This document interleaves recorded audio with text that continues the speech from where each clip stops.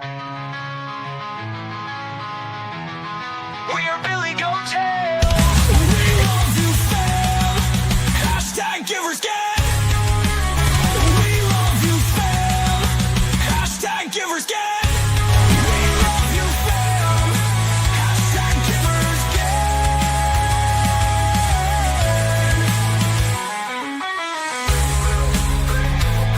We love you, fam. Hashtag givers get.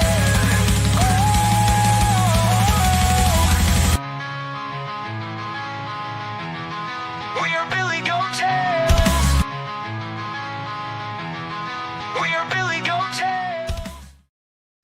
Good afternoon, everyone, and welcome to Billy Goat Tales. We appreciate you taking the time on this Sunday afternoon. Just a quick little disclaimer, my internet is freezing up, so if I happen to jam up, it comes right back. So just letting you all know. We're going to get into a lot of stuff today. We're going to talk about the crash and what's going on with this big dip in Bitcoin. But we also have Angel AI here with us in the studios today. We're going to get into their protocol, talk to them, going to get into the dip. We're also going to be talking about some of the Genius Act and what's going on with that, because our super mod, Andrea, wanted us to make sure we highlight that. So we listen here at Billy Goat Tales.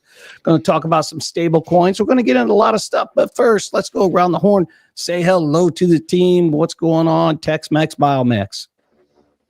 What's going on, Billy Goat Tales fam? What's going on, Crypto Billy, Dave Digital, Redman, and JimmyJim, Jimbo Fett? I bet Taco Berry's somewhere in the audience, or maybe he'll join us later on stream. But no, I'm just excited for this Sunday. We got great guests coming on a little bit later, and I'm looking forward to it. All right. What's going on, Dave Digital?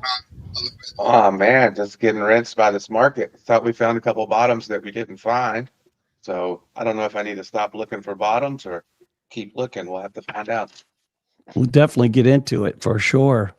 Yeah, if one of you guys want to throw the stream in there for DDT2 in the chat. What's going on, Redman? What's up? Happy to be here. Thankful for another day not promised.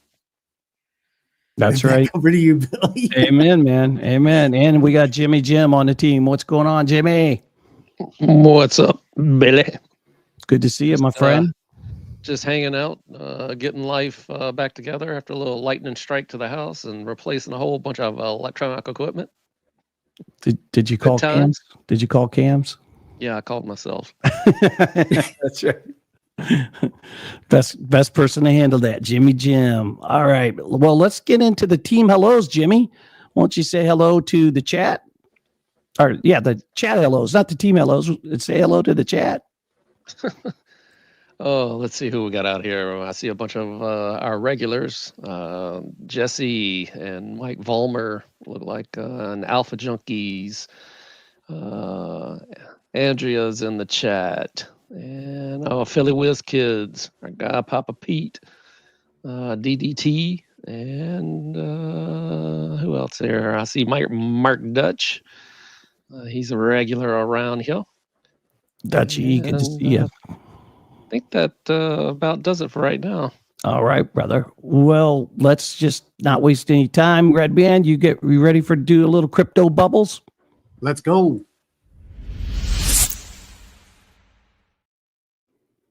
All right, as you can see here, we're getting a little bounce on the hourly here. It was a sea of red just a couple minutes ago, but getting a little bounce. You got Fartcoin up 7.5%. You got SBX meme up 5.6%. AVAX 1.2. Gala's up 1.3. Hyperliquid is up 4%. On the daily, we got a bunch of red. Okay, so this is what we saw earlier in the hourly, but now we're seeing a little bit of green. We got Fartcoin recovered a little bit. It's up almost 5% for the day. Hyperliquid's up 6.8% for the day. Everything else is pretty much red for the week. We are in the red still. We got virtuals down 26.5% for the week. Wow, it's down 10 spots. So a little buying opportunity for virtuals. Let's see what else we got here. We got H-bar down 14%. Wow, it's hit 12%. I know I was kind of listening to somebody a couple weeks ago saying if it lost that 20 cent level, that it was going to dip. And boy, did it ever. It's down to 12 cents. Great buying opportunities. We got ADA's down to 51%. Don't show the eight. We got hard. All right, for the monthly, we got a little bit of green. Look at this. This token's sticking around, Billy. It's up 51%. This Kaia token. I haven't done too much looking into it. I guess it just cracked the $1 billion market cap. It's up 43 spots to number 64. Whoever's holding on to that coin, congratulations. Let's see if that holds up over the next 2 weeks, though.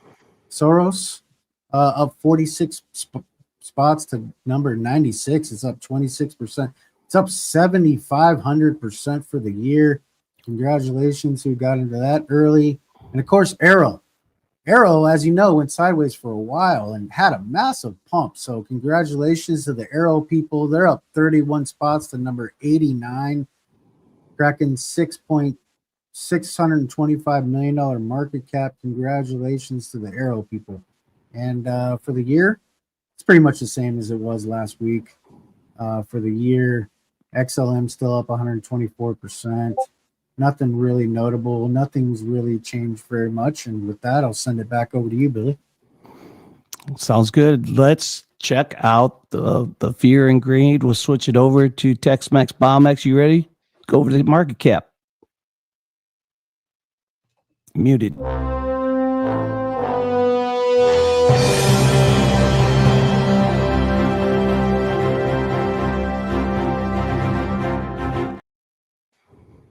Let's go. So, Yeah, it was telepathy. Thank you. I heard you, Tony. thank you. So let's go. Let's check out the coin market cap. So our fear and greed is at 40. It was 43 yesterday. I think it was in its 50s last week. So we will see where we go in the fear and greed. Well, I think one of the team members before the show said if you're at 19% fear and greed, you want to buy. It's not financial advice, but something to take into consideration. Our market cap is down almost 4% at 3.03 trillion, as you can see there. And then, so just about every coin in this list is down almost double digits on the 7 day, except for maybe Bitcoin and XRP and BNB and Tron. But most other coins are red by double digit numbers. You can see here. So SWI almost 20% down, Chainlink about almost 13. And so we'll continue to watch the market. Obviously, may have some political impact of why the market dropped some, but we'll continue to look at it as an opportunity, right, Billy? Yep. Great buying opportunity. Yeah, Dutchie, I know. Yeah, my big bags, right? Polkadot and ADA. Just getting ate up. Along with Gala too, because Jimmy and I still holding Gala, right, Jimmy? Yep. In the category section, you got the gambling. That's up, and some of these are up, but just about every sector is down. So that's where we're at today. What do we got next, gentlemen? Yeah, man. Thank you for that, Tony. All right. Well, let's get right into it. We're going to do our little slide for our featured guests, and we'll get right into it, Dave.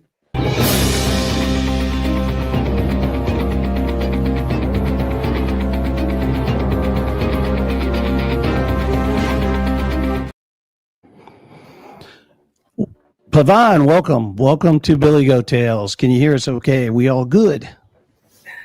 I can hear you wonderfully. Wonderful. I am doing great. That's good. I see we have Bill Inman. Is he with you as well? He is in the waiting room right now. Yeah. Do we want to bring him up too, or because sure. Welcome to the stage, Bill. Good to see you, sir. All right. So everyone, we have Angel AI with us today, and I got introduced to this protocol, this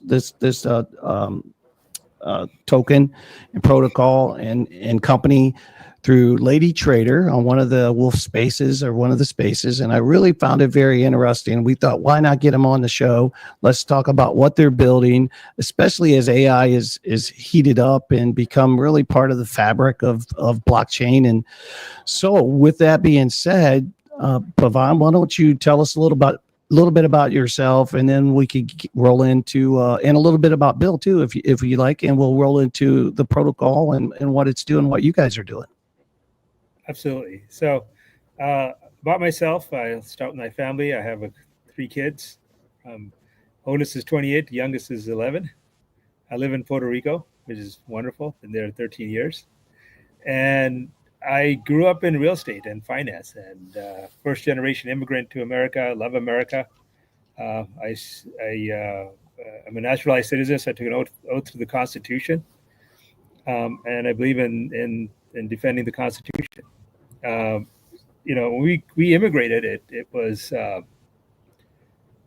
was no money. We had to work and do things by hand. So I was there as a kid, cleaning houses and buying and flipping real estate, mowing the lawn, cleaning bathrooms, painting, everything, whatever it took. And then from there, we built a finance company. We started in 1980. So we built a company called SunWest, which is still here today, 45 years later, and continues to grow and expand.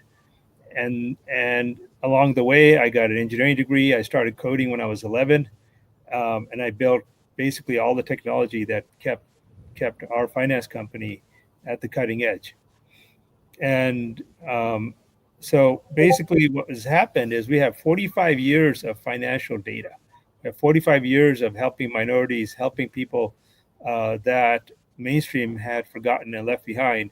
We've been helping them, and we have that data. We know how to help them. And we've been getting them into homes, been getting them into loans, and we understand their financial challenges, their troubles, and we loaded all that into the AI. And we released this AI, Angel AI, back in 2018. And that was, if you all recall, 2018, it was like ChatGPT 1.0. I mean, only a handful of us nerds knew what ChatGPT was. And we had our model fully working back then. And it took us over 10 plus years to even get to that point of engineering and development. So as we sit today in 2025, we've done over $30 billion, 200,000 individual transactions, over $30 billion through the AI platform. And the AI platform is so accurate. And it's very different than, I say it's like Tesla's self-driving car, right? It's gonna take you from I need financing to delivering you financing. It's like imagine that as a drive in your car, starting and ending point, and a lot of things can happen in between. A lot of curveballs and things jumping at you from the side. So it's a self-driving finance. So you don't need a banker.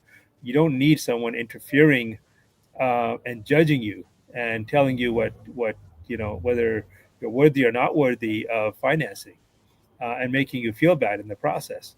So the AI is, obviously it's a machine. It's non-judgmental. It always makes you feel good.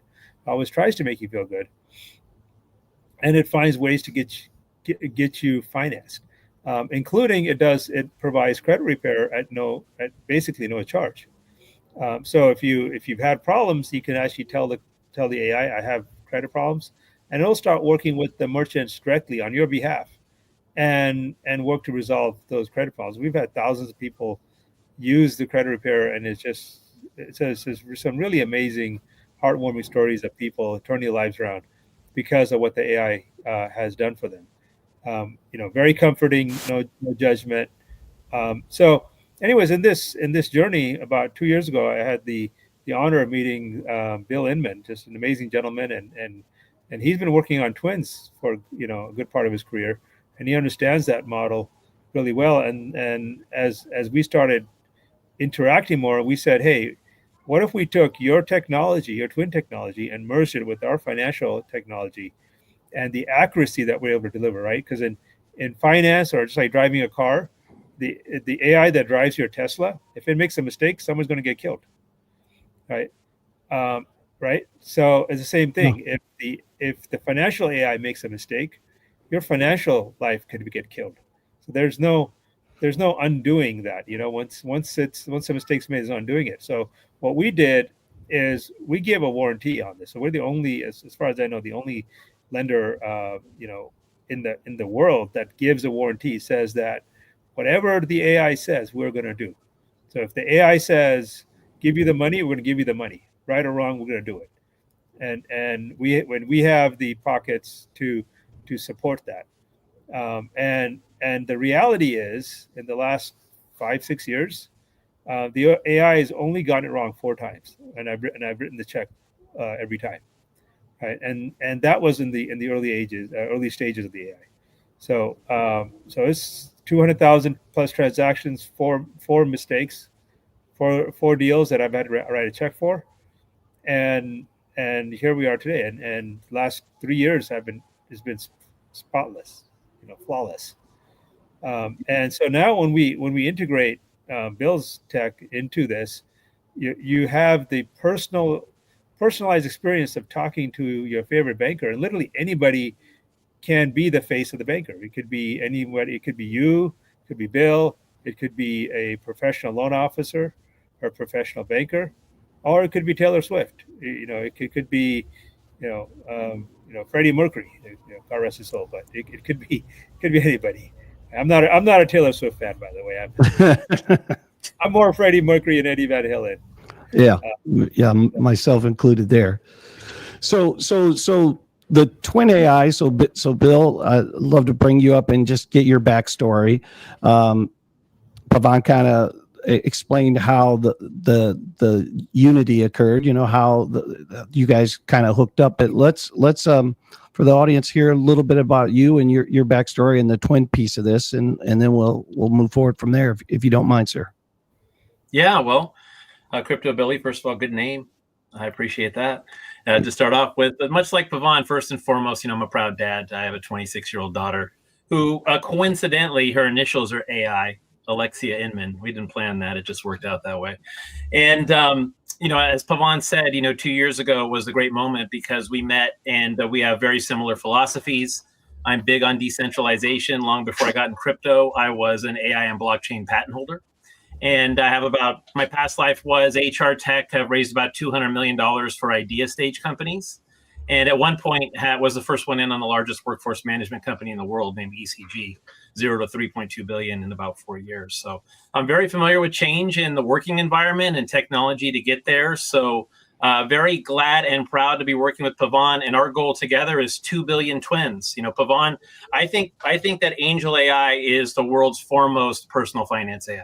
So when I dug into the technology and learned a lot about it, and also the fact that he had already built blockchain technology and an entire wallet, I was thrilled to see, oh my goodness, let's take the Twin Protocol Vault technology, let's bring it together with Angel AI and create Angel Twin. So I had spent about the past 4 years working with Dr. Ben Goertzel at SingularityNet, now part of the Artificial Superintelligence Alliance, and worked closely with him. I worked a lot with Sophia the robot, and last year traveled to 30 countries, a lot of it with Sophia. And I just learned a lot about the opportunity that we have with AI, and that 90+% of the people in the world have no clue it's coming and certainly have no clue how to operate it. So Angel Twin and then the Angel token to support it, we plan to get that out to 2 billion people and make it the foremost personal decentralized AI solution in the world. Excellent. And it's crazy because Pavan, like my real career is I'm a home builder, and we own our own bank, and we're about close to $1 billion company. So the construction science of all this and the mortgage side of all of this, and just you have to go through to get clients approved, bank approved. Trust me, I'm in that muck every single day in my career. So it's amazing how all this just kind of comes together. And Bill, so with the twin with the twin AI side, how long ago did that emerge onto the scene? The actual that part of the protocol, the genesis of that. Yeah, well, blockchain as a technology of truth and a place to create an immutable record for data is a big key element of the entire decentralization movement. So I had from 2015 to 2017, I created a few patents, sold that to job.com in 2020. So I was all about blockchain for the use of storing your own personal information for your career, aka resumes and things like that. So I've been in it now going on 10 years. It goes by so fast. But about 2.5, 3 years ago, Dr. Ben Goertzel, you may know him from SingularityNet. You know, he's regarded as one of the foremost decentralized AI scientists in the world. We had an idea at a restaurant called Simsi's in Manhattan Beach in LA. And the goal was to give people back their power to store their own information so that they owned it. Because, you know, over 20 years, we've signed all these EULAs to use free stuff from all the big tech, and we just gave them all our information. And now they're in the middle of a multi-trillion-dollar opportunity to monetize that. So for about 2.5 years, the quest around Twin Protocol has been in action. We built a vault, a blockchain-based vault where you store your information. It's tokenized. So together with Angel Twin, we're tokenizing the thoughts that come out of that vault. And it's been a nice journey for me, and we're just getting started. It's still a blue ocean, wide open market segment. So the goal with the twin is what exactly? What is the goal? If somebody what's the benefit to somebody saying, "Hey, I want to build a twin AI"? Yeah, well, and Pavan can expand on this, but you know, part of Pavan's goal, and he's doing it not because he has to, because he wants to, is get 2 billion people unbanked. But there's many more billions of people who have no clue how to tap into the $15 trillion of new productivity that AI is bringing to the world. It's wide open. So our goal is give people the opportunity in a fun and simple way to store their subject matter expertise, maybe store their family expertise in a legacy twin for family members that might be gone or elderly. And you store that information, and then you're able to monetize that by selling that to, whether it be to a business, your former employer, people accessing your hobby subject matter expertise. So it's really about taking an individual that does not know a lot about technology, making it easy for them to store their data, providing a human-like interface to do that. And the logical place to go, Pavan had already set up. He's got 200,000 users in Angel AI already. So taking that to real estate, personal finance was an obvious first step. Yeah, absolutely. I mean, that does seem like an obvious first step. But when I hear like a twin AI, I think about so many other sectors as well that this thing could help somebody with. Are you guys creating other partnerships like with Pavan there, as far as in some of these other sectors, or is it all kind of wrapped under one? Yeah, well, for us at Twin Protocol, multiple partners, including SingularityNet. But I will state that I feel at this point in time that we have the biggest opportunity with Angel AI, not just because the technology is already there, it's because the leadership that Pavan has. That where we are with the timing is, and I've worked with a lot of billionaires and large corporations. I've never actually had this kind of kinship, philosophy, alignment, and timing. It's just the right thing. So Angel Twin is where we're putting a lot of effort, most of our effort into, and we plan to 2 billion is a pretty big goal. So even if we had another partner to pass a 2 billion goal, that'd be half the world. So, but we're dialed in with Pavan and Angel Twin because we're so in alignment. Yeah. So Pavan, if someone in the audience, let's just say, walk us through if they wanted to go in and kind of get this journey started, as far as what do they got to do? What are the steps they have to take to begin creating an Angel AI twin? Yeah, it's really simple. You can go to askangel.ai. That's the app. And you can say create twin, or there's a little button in the input line on the left that says apps, and you can scroll through and see all the apps, and one of the apps is a twin.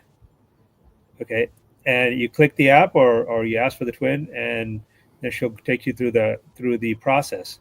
There's about, I don't know, maybe 10 questions you answer, and she'll ask you right there on the spot. She'll ask you for a voice sample. You hit the microphone button, record a voice, and she'll ask you for video samples, which you can record on your phone, or if you have pre-recorded, you can upload.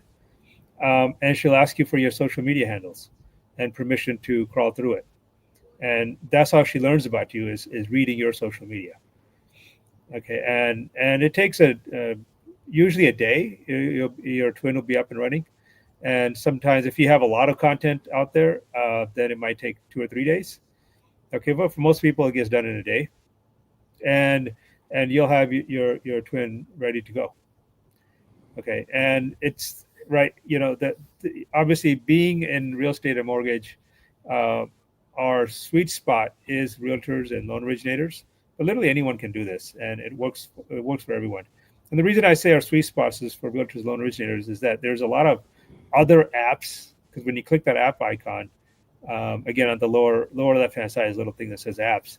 When you click that app icon, you'll see all these apps, and they're all real estate and mortgage related apps. So obviously the most benefit is in that. But for example, credit repair is for everybody, right? So if you're watching this and you have an auto dealership, right, and you could have your twin work with your customers to repair their credit, and your customer's credit gets repaired, and then guess what? Now they can afford to buy that car, right? And the credit repair is massively successful, and it worked out better than I even expected, because what it does is it only charges you for the out of pocket expenses. Normal credit repair companies charge like $200 an account, but we only charge, we don't charge anything for the service because the AI is doing it. So all we charge is any expenses like pulling the credit report or so forth. So we'll ask for a $75 deposit for the expenses, and it'll just start negotiating. The AI on its own will start negotiating with your merchants and get lates removed. And what we found is most people see a 100-point bump in their credit score in about 2 to 3 months. And the reason is because the AI is relentless. It doesn't stop. It's like the Terminator. It doesn't care about how the merchant feels, right? It will keep attacking. It feels no remorse for those merchants, right? And eventually they end up giving up. Amazing. So how does the token fuel this thing? And by the way, you guys just launched the token part of this, right? Just recently? Do I have that right? On Wednesday, right? On the 18th. Wednesday the 18th. Yeah. After many months of planning, quite a bit of compliance work. Obviously, being a bank with Pavan, he could tell you more about that. They're audited quite a bit, federally, state-wise, multiple states. So we took great care not only to release a utility token that everybody could use, but it's going to be compliant in the United States. And one of the things that's exciting about the Angel Twin and Angel AI and the token is you can actually onboard, and Pavan, I'll hand off to you here in a second. You can actually onboard for the token by buying Angel points directly with your bank account, which you can then redeem for the Angel token. So yes, the token has got off to a really fast start. But if you do the math, where our goal is 2 billion twins, it's going to take billions of tokens every single day to power a twin. So as we grow into that, I think it's going to be a really useful token that's necessary for AIs to talk to AIs. When AI start talking to one another, they'll talk to one another thousands of times an hour. Doing a wire or doing a SWIFT transfer is not going to be fast enough. It has to be done via decentralization. So we're really excited about where that's going. And Pavan probably has a lot more to say on. Yeah, I love K Diggity asked a great question. Can I send my twin to do my day job? I love that question. And the reality is that we have originators, loan originators, and realtors partially doing that already. So as much as your day job just requires communication and an empathetic communication with your customer, this will offload it, right? So Bill just did a webcast to hundreds of industry, real estate industry participants last week, where he was basically explaining the death of voicemail, right? So this is now a world where there's no more voicemail. There's no more phone. Now you're going to be talking to either the person directly or their AI directly. Okay, and as that settles in, it'll be your AI talking to an AI. So let me give an example. Like last week I was at a sovereign wealth conference, and there was about 200 central bankers and family wealth offices from across the world there.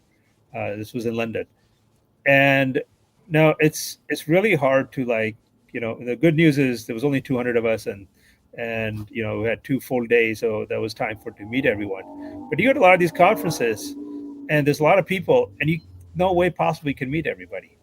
Okay, but now with the AI to AI world, your geolocation can pick up where you are, and your AIs can start talking to everyone else's AI, do the pre-discussion in advance, in parallel, simultaneously, right? And then pop up and tell you, go see Bill or go see John, right? Because Somebody's driving something in the background. I don't know what that is. Yeah, Vaughn's at a NASCAR event. Sounds Yeah, somebody's got a hog back there.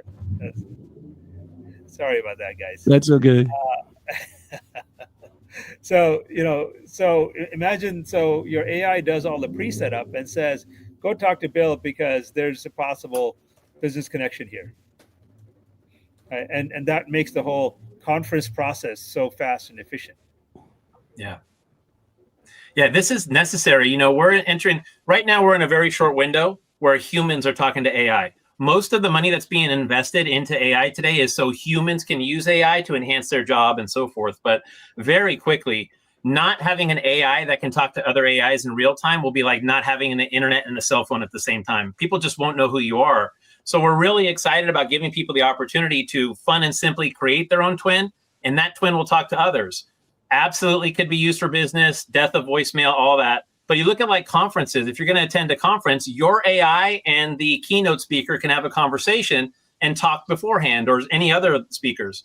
We're also looking at, some really exciting use cases around what we call Twinder, where two different twins can date before there actually is a real date as well. The opportunity that we have here is all blue ocean and wide open.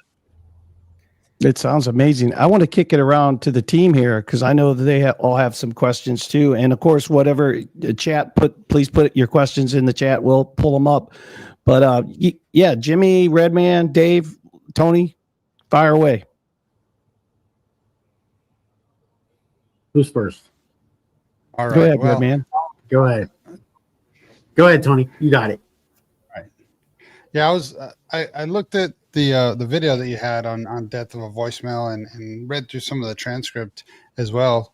I was just wondering, it talks about explaining how clients can engage real time with a twin, but there were some other things you talked about, like approval and compliance and marketing materials. How does the AI help compared to maybe human mistakes that can be made as far as marketing materials and whatnot?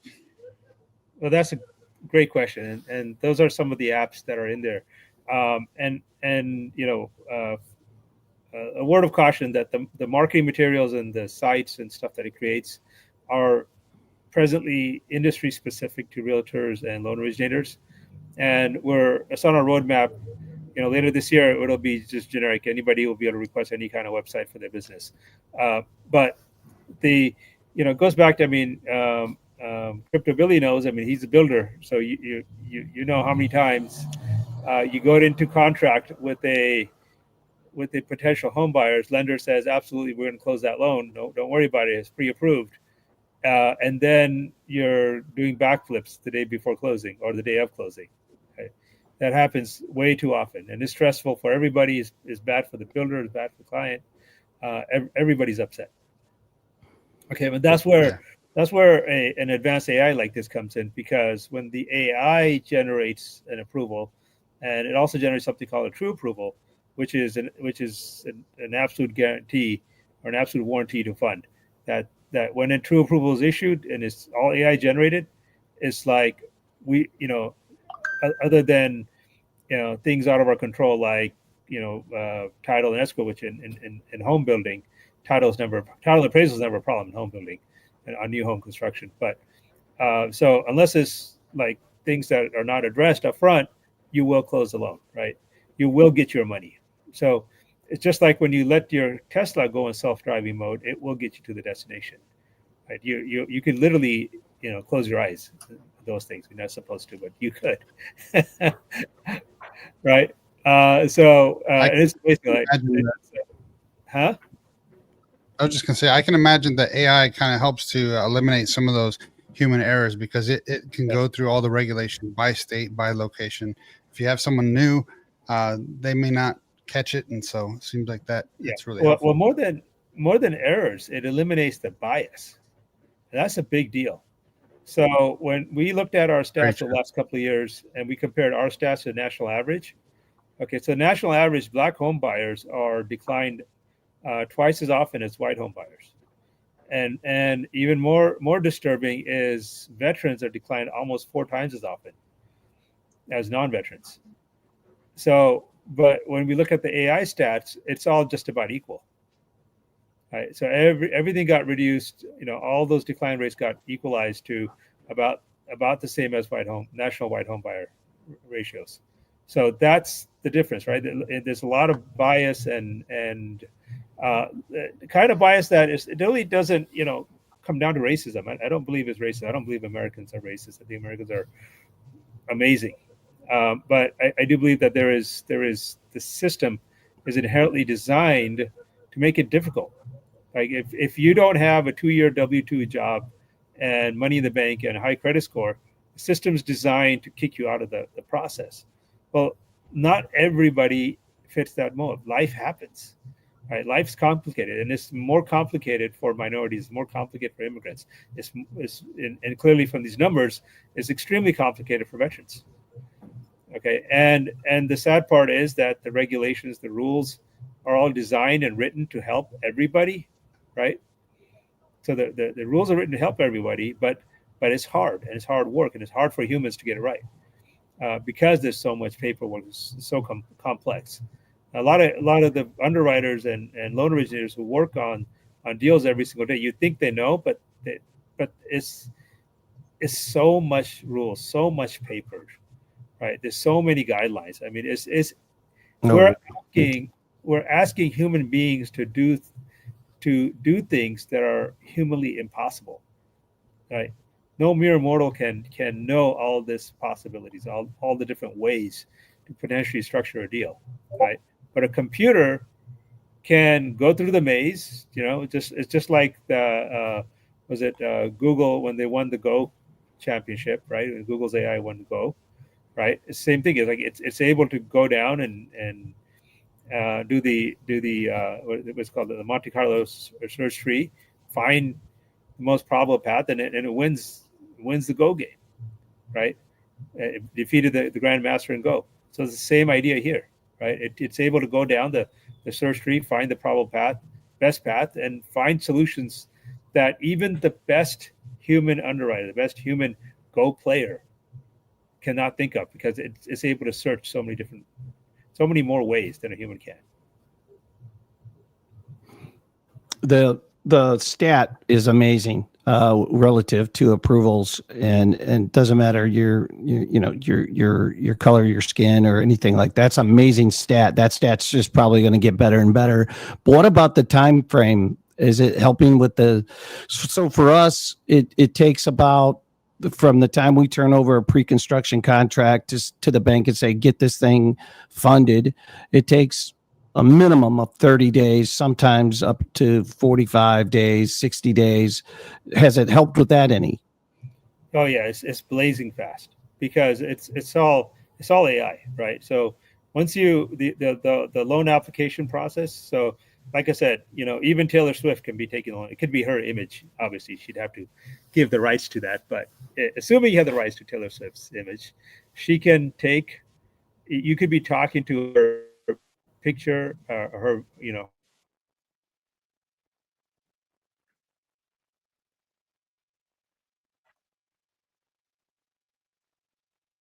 Did he Looks like we freeze, or is lost that him. my internet? No, Oh. that's him. Yeah, Oh. just to take over where he took off. So we could use any likeness to basically take over and go through the loan process, or the healthcare process, or the well-being process, and what have you. So Pavan, I wasn't sure how long you were going to be gone, but you're back now. Yeah. Sorry about this. So you can, it could take over. It's about 20 questions, 25 questions. There's going to ask you for some documents, your W-2, pay stubs, tax returns, right? And in about 3 hours, often 1 hour, 3 hours. And if it's extremely complex, like if you have, a 500 credit score, maybe some job gaps, maybe a couple of K1s, some declining income, something very, very complex like that, in worst case, it'll be by the next morning. Right? It will, but whatever it decides and however it does it, that just like Google's Go, I forgot what was called that AI that they built, but it has traversed every possible path and is giving you the best possible solution. And so you will get that approval by the next morning, latest, right? Most of the time in a couple hours. And then Amazing. from there to closing. And now remember, this is all automated, right? I mean, it's like you're just talking to somebody's twin, to your favorite celebrity's twin, if you want, or to your favorite. Could be your great grandfather, right? We could load your family into the system. You could be you could, if you want your great grandfather to take your loan app, you could do that too, right? You could have some fun with it, right? And it completes it, gives you the decision, and it's all automated, right? And then from that point, the decision might come with, as you know, being in the industry, Billy, as you know, that the decision may come with steps like, oh, I need another bank statement, or I need this, I need that, and all you do is you as a customer says, oh, you need my April bank statement, no problem, right? You grab it, take pictures of it, give it to the AI, and it reviews it on the spot, right? So that's what creates the frustration in lending and banking is you need a document, right? And then it's 3 days to get the document reviewed, and then you get back and you say, oh, that wasn't sufficient, I need something else, right? And that's what causes. That's why it takes 30 days, 60 days to get that loan through the process, because every time something comes in, it's a 3-day cycle to get it reviewed. Right? Whereas this, it does it immediately. It's instant. It's on the spot. Yeah, the Veterans Administration needs that right now for all of their Tony's a vet, I'm a vet. If the Veterans Administration takes forever to do about anything, if they had that AI bot working for them, that would just be a game changer for sure.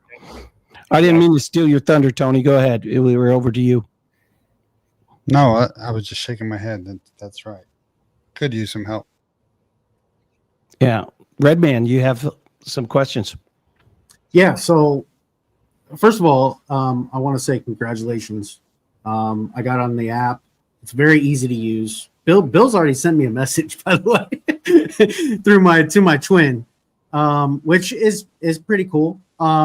It's definitely a different type of AI, right? So this is tackling a whole different side of AI, and that encourages me, because I love to see innovation, because innovation means growth, right? So, but anyways, just to let the viewers know out there, I have minimal technical background experience, and I was able to get this thing up and running pretty quickly. I think I'm still waiting for it to complete something. I'm not 100% sure, but it asks you for your voice. It'll ask you for your PFP. It'll ask you for your Twitter, all your socials. You'll download all that into it. It gets to know you. And like I put it in the chat, and you can respond to that. That's my twin. The message comes straight to me through SMS. So, and then you're able to reply to that in SMS. So just to let you guys know how this whole thing works. My question to you is more on the machine learning side. So what I noticed with AI programs is that they're either one or the other. They're either generative and they can do a whole bunch of things, or they're weak and they're only able to do a certain amount of things. What type of angel AI is this one? Yeah. So it's designed for accuracy. It's a custom neural net, and the company's name is called Celligence, right? So the Angel AI is a product, and the company is called Celligence, which is a research enterprise. And we published a few really good academic papers out there. We got another really cool one coming out this summer. And so our research is around creating cells, just like the way the human brain works, with individual autonomous cells like neurons. And those cells do small things. Right? But if you take millions of them together, they start doing big things. Right? So this is, today all the rave is agentic, AI agents and so forth. This is like that, except we had this years ago, and down to very, very small, very lightweight cells. Okay, and that's how it does it. So again, the what we're doing here is accuracy. We no one can get killed, right? Right? When an AI does a transaction, if someone gets killed, then the AI is done forever, right? If the Tesla runs over, if the self-driving Tesla runs over somebody, that's it. It's over. It's done, right? Tesla's out of business. Same thing here. If we kill someone's if the AI kills someone's home transaction, we're done. Right? Then no one will ever trust you again. Right? It's just the nature of it. If a human being does it, no big deal, right? Somehow we're okay with that, but when an AI does it, we're not okay with it. But probably rightfully so. We should set that bar, and I'm willing to put my money behind that bar. Right? We stand behind it, and we have built it, so it is possible. Let me if I just follow on to that real quick, and just to respond to a couple of things in the comments, Blocky said, I'm not sure I trust AI yet. And that's because all that big tech has done is steal our data and use it for their own devices. So, and then also there was another comment, how do you tell me you're a Swiftie fan without being a Swiftie? We are totally over-indexing on Taylor Swift comments. I'll just add to it. So, but let me tell you the four pillars of AI. There's compute power, NVIDIA, country level stuff. There's algorithms, LLMs, pictures, what have you. In this case, we're using the proprietary neural net of Angel AI, which is good at math. There's training data, which in general, we log into ChatGPT. It's the training data that OpenAI stole, called the internet. And then there's interfaces. You can take an AI to a chatbot, an avatar, a physical robot, a car. So what's different about this and why this can be trusted and why it's tokenized is because the data that you input is stored in blockchain and you own it. Every time that you're interacting with the system, you're building your own brain inside the Twin Vault, and that's your expertise. It's just like going to kindergarten for the first time. Your twin is growing up. So that's going to allow you to use tokens to monetize and tokenize your thoughts. You can then share the brain, everything you've learned with others, and people will pay you angel tokens to access it, whether you're a realtor or a professor or whatever the case may be. So up until now, it wasn't very trustworthy because big tech just wanted to take our data and create trillions. Now we need to own that as we go into the future, and this allows you to do that. So go ahead. Okay, I'm sorry to interrupt. So, when we talk about, where it is and where it's going, right? That, like I said, it's almost 20 years of development. And we went back and added up how much we spent invested in R&D. In the last 15 years, we've invested over $120 million in developing it. Right? And we have a huge team. We have several hundred engineers continuing to work on it. So there's a lot of new stuff coming out, and the AI, the field, the responsiveness, the flexibility of the AI is increasing all the time, and there's some amazing new stuff that's in beta right now, which will be going into production in the next few weeks, and it's just going to blow your mind. And one of the core tenets of our research that we're doing is about, just like a biological system, the cells generate new cells. They learn and they generate new cells. That's what we've developed. So little tiny bots, really, really small. They do small things, and they can learn and create new cells that do new small things, and they're additive, and they add up together to create a artificial organism. And that's how what we're doing. So when you're in the AI and you see it and you see that, hey, some things that you like, something you don't, right? Just know that there's this huge research organization behind it, very well funded, that is just cranking away, and so many goodies are coming out constantly. We have upgrades coming out literally, every couple of days. Right? We stopped naming them. We used to have names for each upgrade, and we stopped naming because they're coming out so fast. So if I create the AI just like Redman just did, and then of course, does that all automatically build a wallet so that you can get these tokens and put them in there to use it or how does that wallet piece work? Does it behind the scenes? Is it built into it? It's built into it. You can click on the apps and you can scroll and there's a option for wallet, or you can just type wallet, and it'll ask you a few questions, and then you've got very easy. This is so simple. Like even grandma can use it, right? The very very simple and easy blockchain Ethereum blockchain wallet ready to go, right? And complete. It's literally anyone can have a wallet now, and you can buy the points with a simple bank transaction. You give it your account number, ABA routing number, and it'll draft the money, and it's done. So you get a simple onboarding from, for Web2 users, simple onboarding from fiat to crypto, right? But you're not really buying crypto, you're buying points, right? You're buying angel points, which powers your angel ecosystem. And then you could redeem points into tokens, or you could take angel tokens and convert them to if you buy angel tokens off the market, you can convert them into points.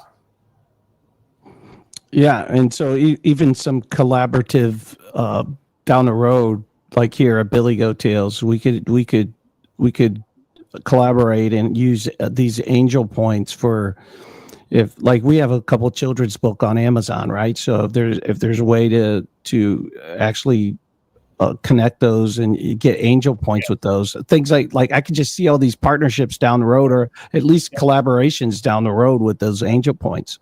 Yeah, we love partnerships, we love collaborations, and sky's the limit, because that's one of the things that we'll be rolling out later this year is an API kit, an SDK, whatever the latest term you use these days. Oh, yeah. It's the same thing, same technology, basically for the last 20 years, but they keep coming up with new names to make it sound new. But essentially, it's this very simple REST server integration into our core AI, so that anyone will be able to write an app for Angel AI.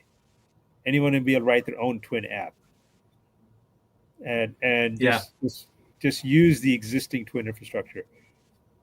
And unlike when you write an app for some of the big mainstream AIs, what those guys did was, when you wrote an app for them, they turned around, they looked at what you were doing, they collected your data, collected your user base, right? And then they came out with their own app and ended up putting you out of business.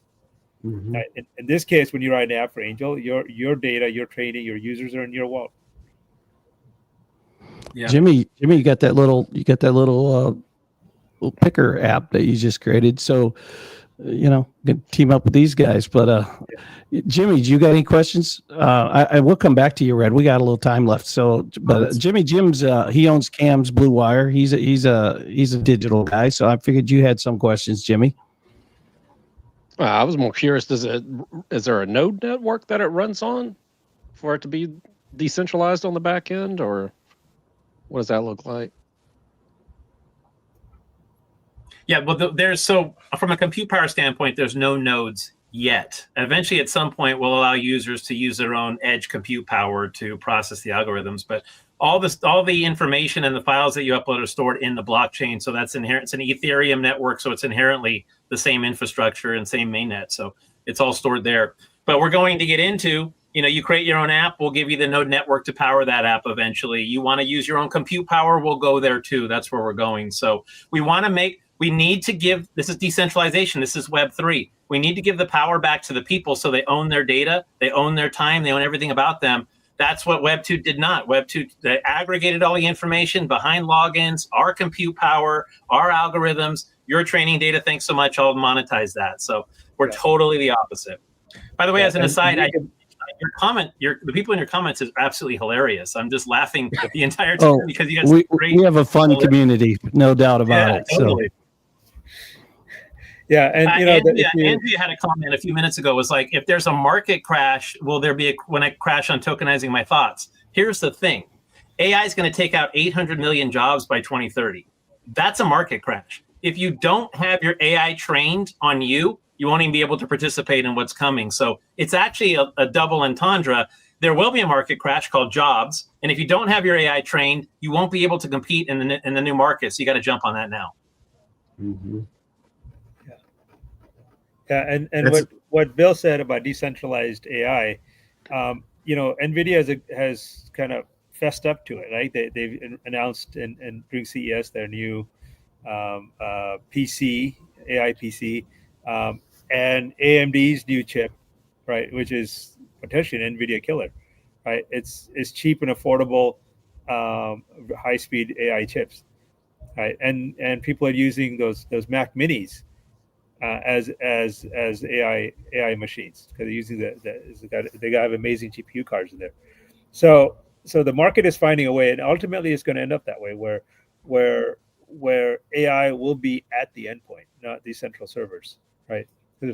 And if you can, what we have is loading your data in a decentralized way, right? Your training data, right, is decentralized. So imagine your training data is out on chain.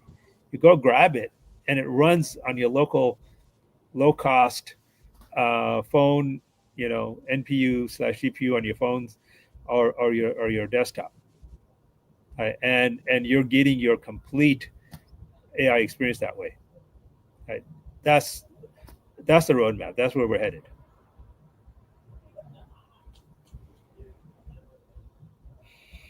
Sorry, I jammed up there myself. I'm not sure if Pavan did or if I did. It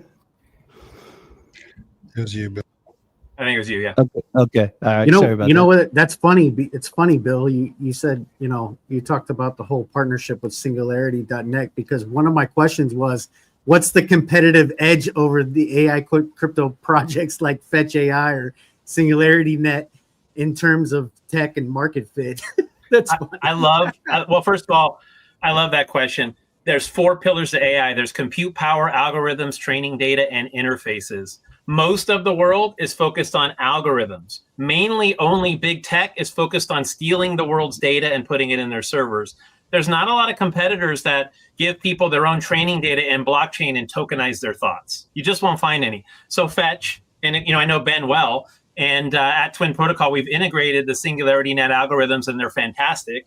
It just so happens that Pavan's algorithms he's spent $120 million on are better at math, and they're better at certain things we need for twins. And in order for here's one other thing. We've had a struggle in Web3 getting Web2 users on. Well, what about personal finance and just being able to talk to an AI? So LLMs can't do math very well, and they're not very good at physics.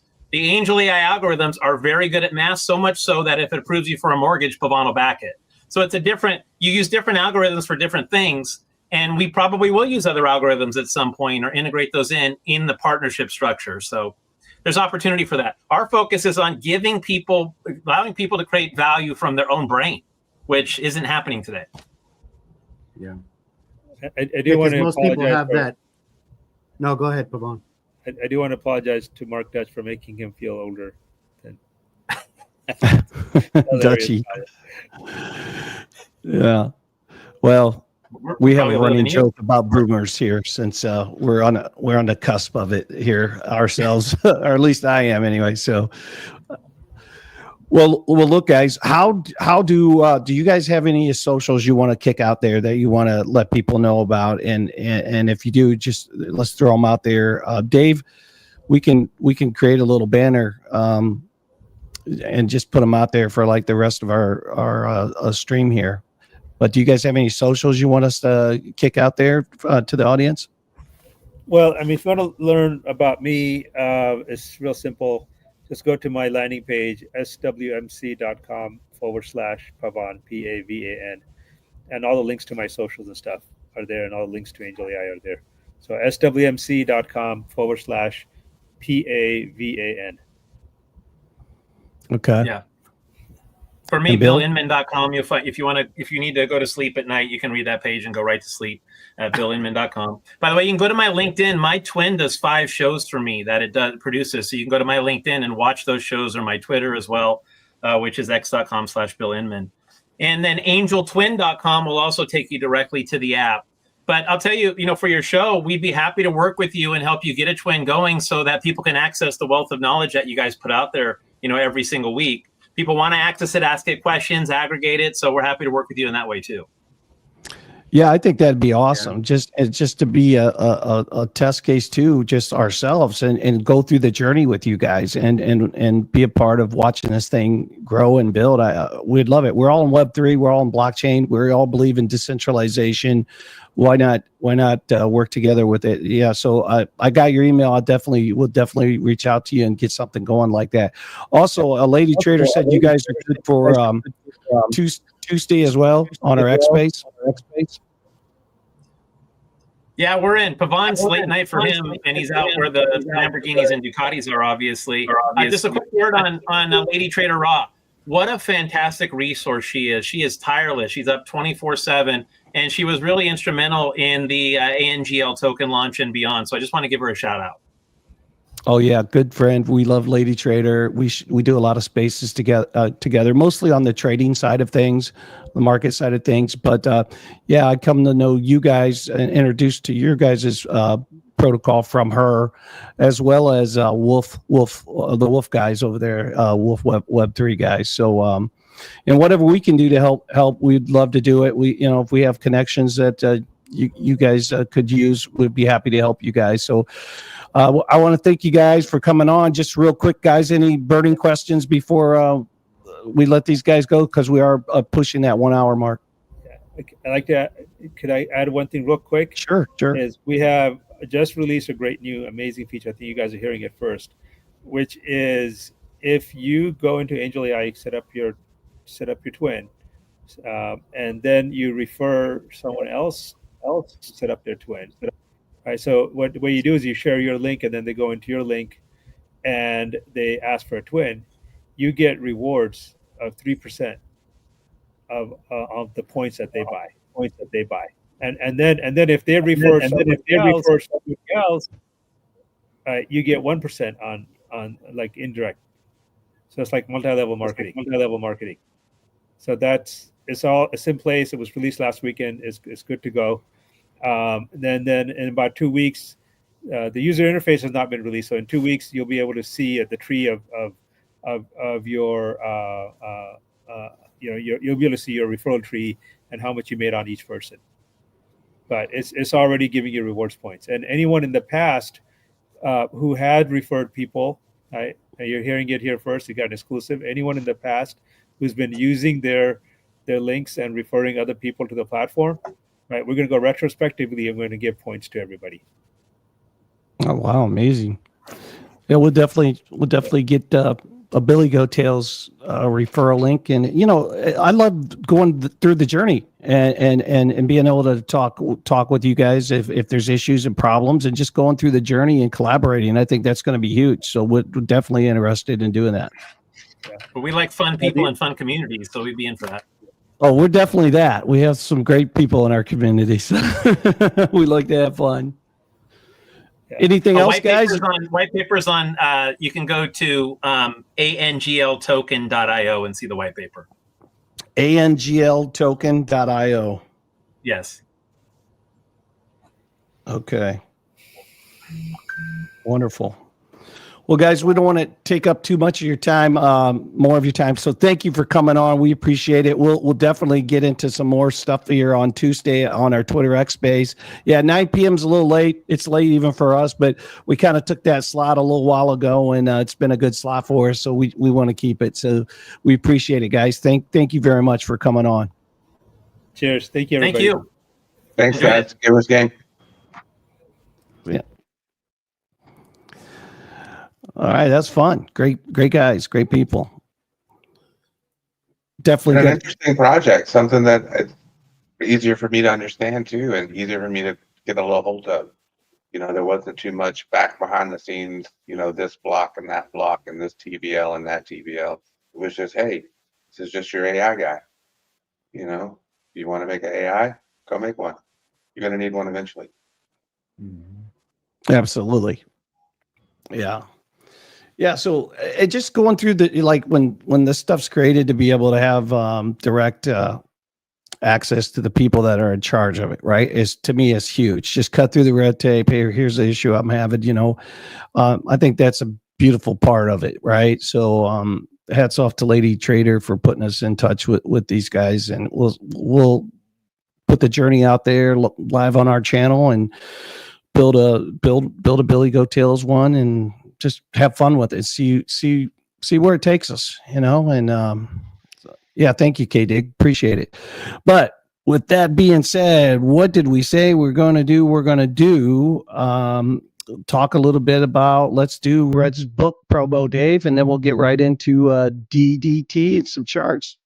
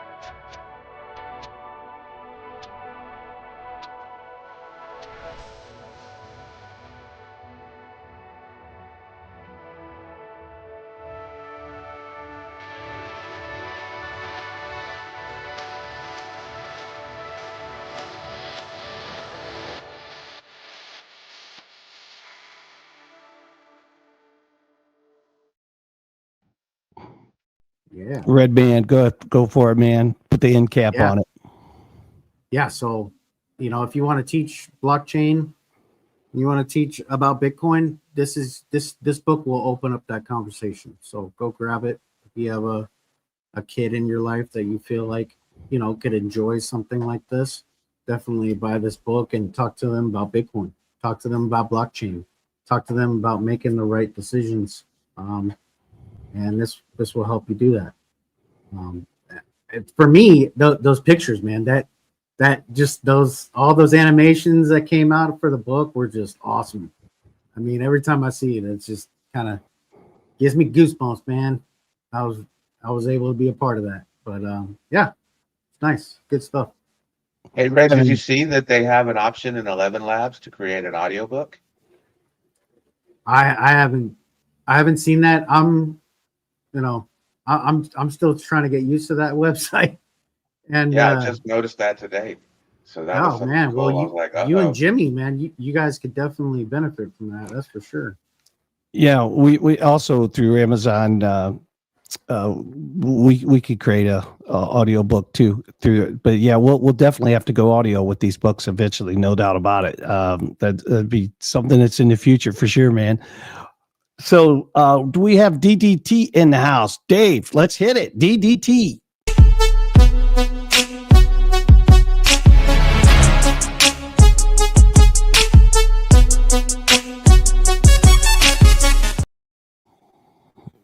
He was in the house. there he is. There he is. Darron doing things. Darron's definitely doing stuff. Everything okay? I think I hit a glitch there, so not sure. We got you. Hope everyone's okay. Hope nobody got too wrecked with kind of the drop that happened with all the shenanigans going on in the world, Middle East. But yeah, Not too wrecked, but I definitely managed risk and lost a couple trades. Yeah, I've taken a few.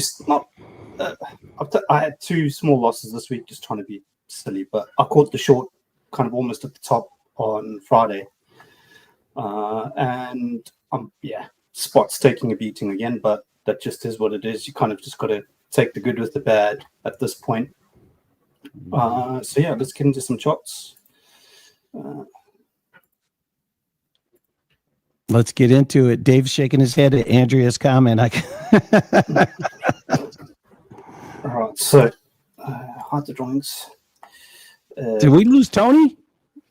Yeah, he had Tony technical issues. Just Okay. stepped off for a bit. Yeah, Tony said he'll be back in a few minutes. Okay. In private chat. Okay. So yeah, we're at this stage now. So weekly bearish divergence. I'm not going to draw on this. Actually, just do it on this chart quickly because this is a bit cleaner. But yeah, weekly bearish divergence on Bitcoin currently. And a red dot. Yeah, so weekly bearish divergence. I'll flip back to the other chart with all my levels. We've kind of had the 4 hour as well. The 4 hour flipped red, which is kind of my basis, specifically on markets alpha B. I generally will not take positions against what the 4 hour money flow is doing, because it's obviously split between the middle of the higher and lower time frames. That's kind of my gauge or my basis. So basically, I think on Monday we had 4 hour flip. When was it? Yeah, Wednesday. Wednesday we had 4 hour flip. But what happened is here as well during the week, we were just ranging, right? We were ranging. Obviously, there was bank holidays and Juneteenth and all these other things that are happening this week. So relatively slow week. So you expect that. Basically on Friday, what they did is just hunted all these positions that we're shorting here. But in doing that, what I did notice was that this just hit a fib level. Oh, we can put it down a bit, but I think on the 4 hour. So it hit so it hit a like 786 fib level locally. And what I noticed as well is that you had a failed auction. So for those that don't know what the failed auction is, obviously when you've got a range, you'd expect the range to break, which it did. It found balance up here and failed to trade higher. So if it fails to trade higher, it's going to come back into this range, but then literally just fell through. But with all of that, it was all just basically the news, right? So obviously on Friday we had the other news, things coming through and events happening. So the whole week, there was a whole lot of things that were happening that was kind of leading into this. And then also as well, obviously we had the weekend. So obviously went up Friday, kind of failed auction up there, failed to trade higher, dropped down, literally just fell straight through this crevice gap here. Created the weekend range for somewhat of kind of a little bit of Saturday, and then basically just fell down, rejected. And then, kind of inevitable, right? You can't reclaim the weekend range. Although I think it was also EMAs, from what I can remember. We failed. We were literally just trailing, I think on the 15 minute. 15 minute, we were struggling to get kind of above, as through the whole weekend, we were like, just all of that, kind of struggling to get back above the 50 EMA on the 15 minute. Now, currently what we're doing is CME is just open and futures is just open, and we are pumping back up, which could be expected as well. Or basically, the books are very thin, or order books. And also as well, we've had a big imbalance on weekends. Obviously, traditional markets aren't open on weekends, so the only thing that can really pump is crypto. So that's basically what happened. Obviously, a lot of FUD. Kind of, we don't know kind of the end game of this, how this whole tension in the Middle East kind of ends or kind of gets to a diplomatic solution. So, obviously markets are affected by that. I've just seen now that oil gapped up. I saw as well gold is gapped up as well on open. So at this point, if I just flip back to this other chart, what I was looking at is I have a lot of things open on my chart at the moment, so it's going to look like a bit of a concophony. But basically, we'd come back into a daily level, which is like a daily order block, essentially, or daily demand zone, and also as well, we had a. If you go, so for those that don't know vectors, kind of with volume as well, you had a stopping volume candle here, this blue candle. This blue candle is a stopping volume, probably on the 5 minute. That's what kind of, if you look back. So you can see obviously volume's now declining as well, but it literally hit the level and bounced. I'm not sure if I should really show order flow, but basically as well, it's been weird, right? Today, what I saw basically is they were sending it down to fill orders. It's always the Look case. at that, man. Wow. Like the market makers or kind of the whales will play games on, or market makers generally should, or an algorithm should be on duty on the weekend to kind of keep the price action within a range of like maybe 1 to 1.5%. Generally, that's not happened. So they need to take back some of these gung-ho people that have, or traders that have just literally FOMO shorted the whole way down and had a free ride. Generally, the market maker's goal, or kind of exchanges goals, is that they want to keep the order book fairly balanced. Yes, it can trend up, but there's kind of balance. It's not just like 20% moves and like no retrace, right? So it's looking now, basically what this is setting up for is this is just setting up to fill out all this imbalance here. So obviously red vector candles, you can call it fair value gaps, just imbalance in price action, right? All of that is too quick with no, it should rather kind of, you know, if it was good, but it generally doesn't do that. Just how crypto is at the moment, it either is going one way or another. Although the general consensus is it should find balance, which is kind of how we trade, kind of how our trade kind of along. Darren, when we get our emojis, so I'm making a call right now. So our first emoji is a WD-40 can for Rusty Bot. Got to keep him greased up there. But our second emoji is going to be butt. Because then, like, let's see, you got the butt going on, man. I love the butt. Like Darren's talking butt. We got this going on. I love it. So you're getting the second emoji. You're getting the butt emoji, man. Bless. So yeah, the price action at this point for me now, if we're going to work our way down on Bitcoin, basically, I would expect us to at least come back up here. So this is the current balance, right, that we fell out of locally. You can call it a range. You can put a volume profile over it. So I would expect if it's going to work its way up, it's going to work its way up somewhere into here. Probably around 102 is a bit too high for me, like mid 101s, 101 to 101 400. You'll probably pull it to get a fair retracement, kind of 786 even. Kind of between this kind of psychological low area and 101.7.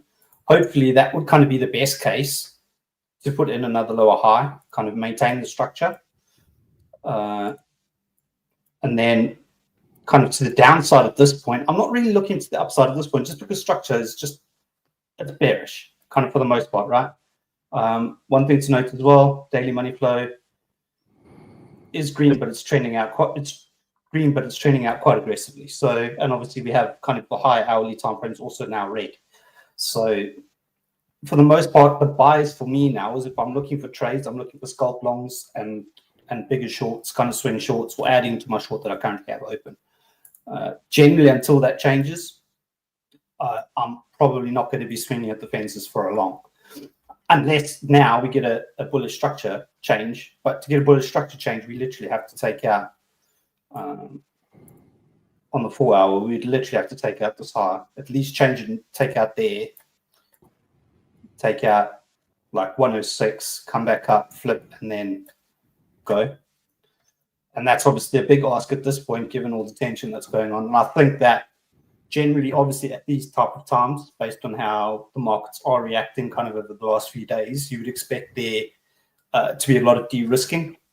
Even other friends that I speak to kind of in private groups, who are traders who've been trading for quite a long time, Forex, TradFi, they're also starting to de-risk.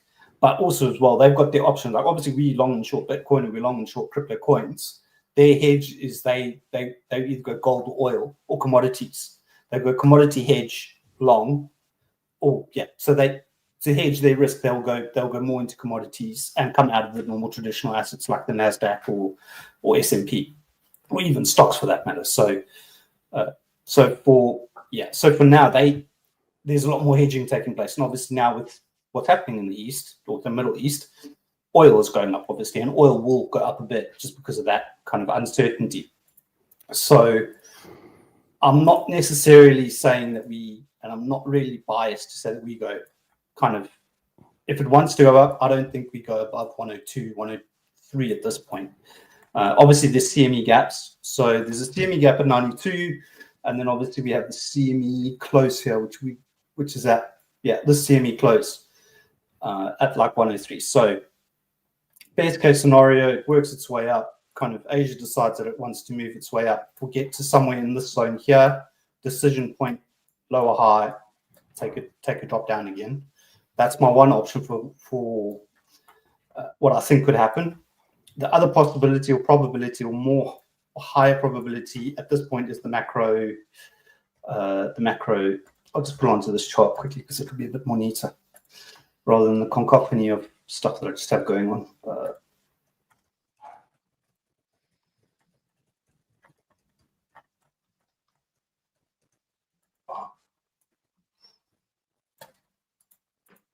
So my mouse is playing up.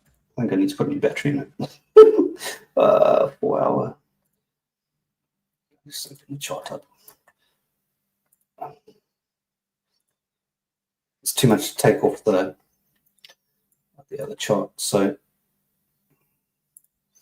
for those that don't know, this is the macro profile that we've been trading on since November. Let's go to the daily.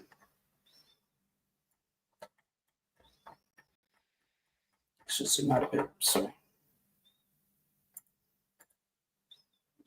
So at this point now, we've literally, if you want to look in hindsight and be a hindsight trader, obviously we traded the range, deviated, came back down into the 74,000, came back up, flipped back to support to kind of work the range again. Laws of volume profile generally, what will happen is now that we've had a fair amount of price action around the value area high and rejected the level around 108, 107, 108K, the next kind of point of interest is the macro POC at about 96, 97,000.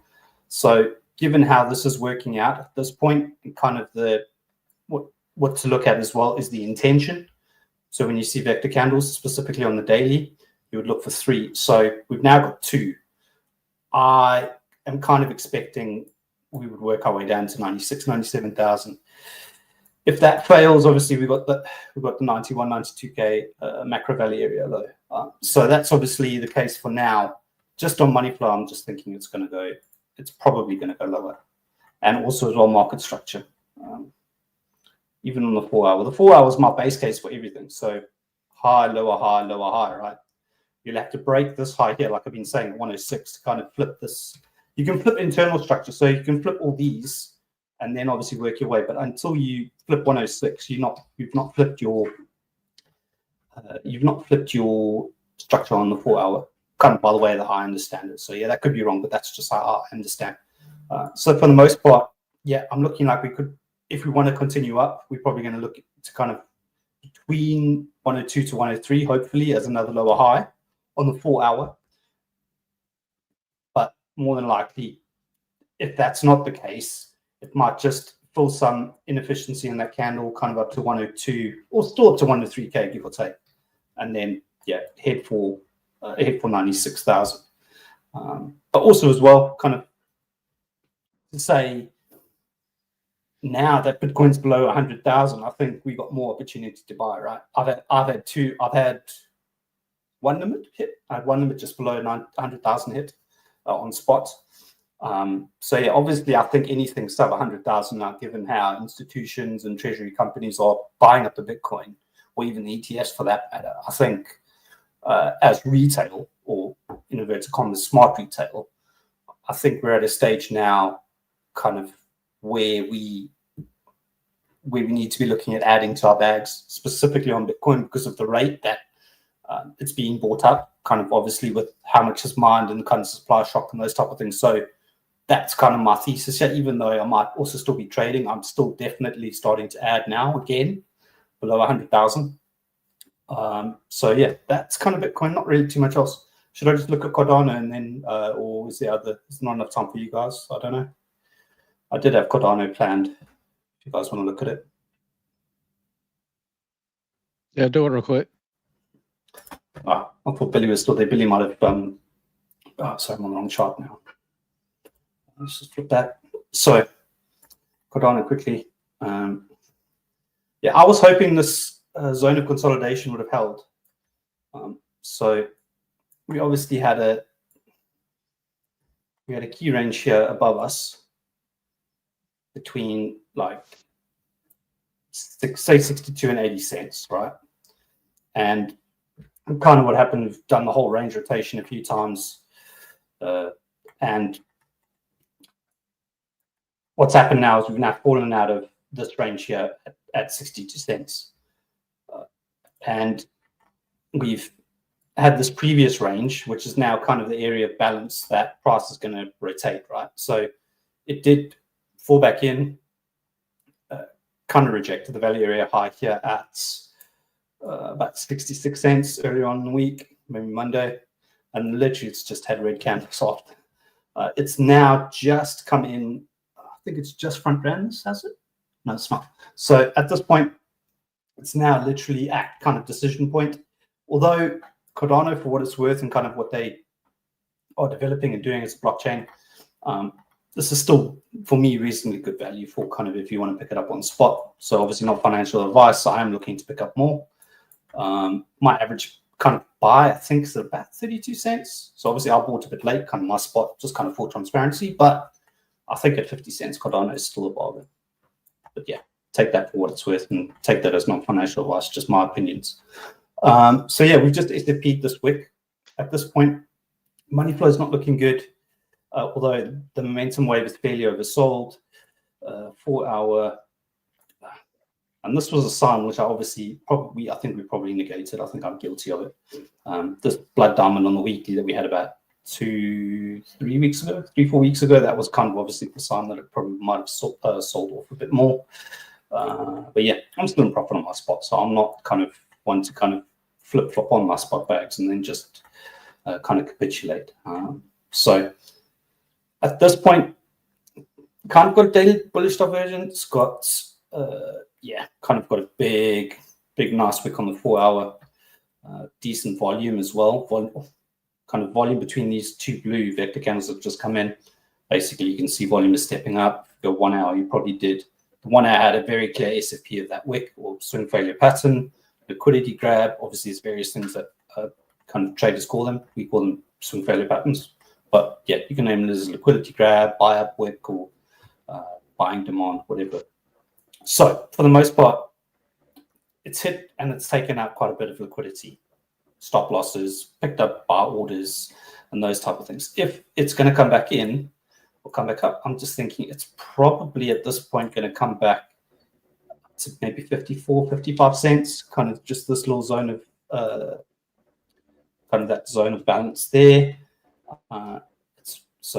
And then kind of to the downside, we've literally only got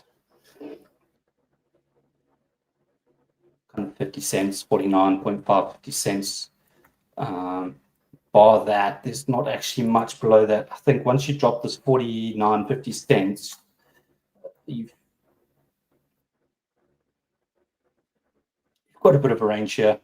Somewhere between 47 and 44, there'll be some levels to look at that it might bounce on. But for the most part, it's hit kind of the key level to bounce from. So that's basically Cardano. If it wants to really pump its way up and kind of just hit that kind of liquidity or swing failure pattern level, kind of wick buy up, its kind of key level to flip now again is back up to above 60 cents.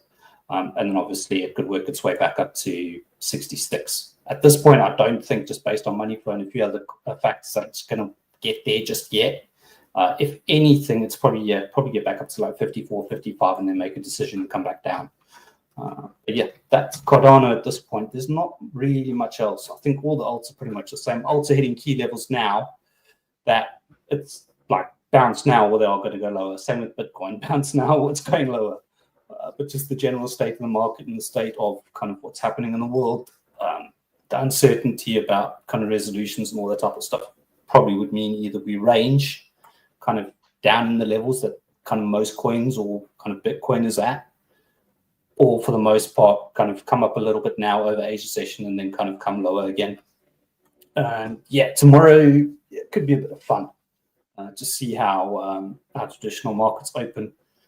But just seeing how futures has opened, it's looking a bit bleak on my end. So also as well, kind of just not a word of caution, but kind of from my experience, even now, obviously I saw the drop today and I was at my computer, I could have traded it.